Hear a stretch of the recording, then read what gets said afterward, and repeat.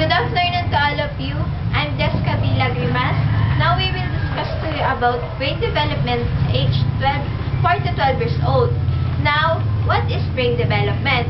Brain development, it refers somewhat and thinking to our brain as organ, but our brain is naturally. And it signifies that not only the children's develop to the brain where complex idea can be embraced and understood, but the attitude too can be inculcated on the basis so true that unless consciously altered, they can last a lifetime.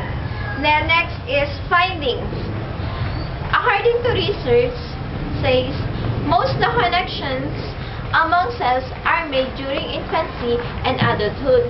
So, to make sense of what they experience, children make the connection. The next is most children brain develop with 95% of what they will be in adulthood at 6 years old. Then, according to this, research says are the agreement that most of the brain cells are formed before birth. First is early experience and interaction with environment are most critical in a children's brain development. The next is the half of the connections in the brain die of 10. Connections that are not used are good. Then, thinking is more intuitive rather than logical since they are perceptions bound at this time. But, age of 4 to 12 years old is a critical period for development and also the great windows of opportunity for learning. Parents and teachers should take advantages of this period for their children optimum.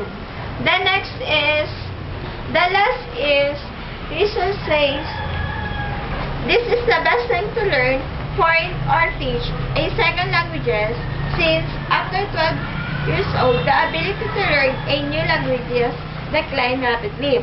During this period, the gray matter thinking part continues to thicker and peak 11 years old for the girls and 12 years old for the boys. So, according this, talking to young children establish foundation for learning languages during early critical period when learning is easiest for a child. This is the reason why girls is mature faster or is head to the development compared to the boys.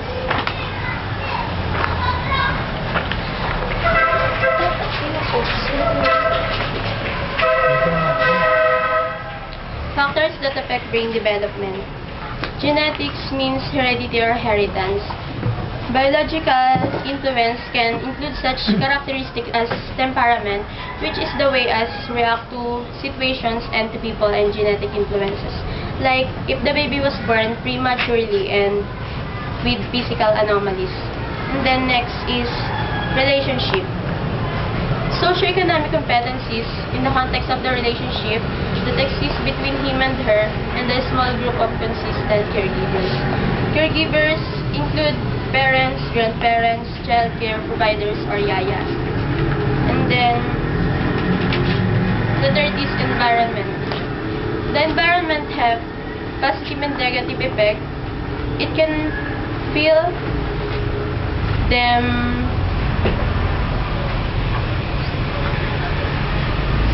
love or unwanted. How do these factors affect brain development and influence child outcomes? They have positive and negative effects. They learn to develop close relationships with family members and other caregivers. They can regulate their emotions and suit themselves if they are upset. The third is they share and play with other children. And the last is the listen and follow the directions. The negative is they may demonstrate significant behavioral problems. And then physical, they may experience an overall delayed development. And the last is emotionally, they can experience depression, grief, disorganization, and response to trauma, maltreatment, and loss.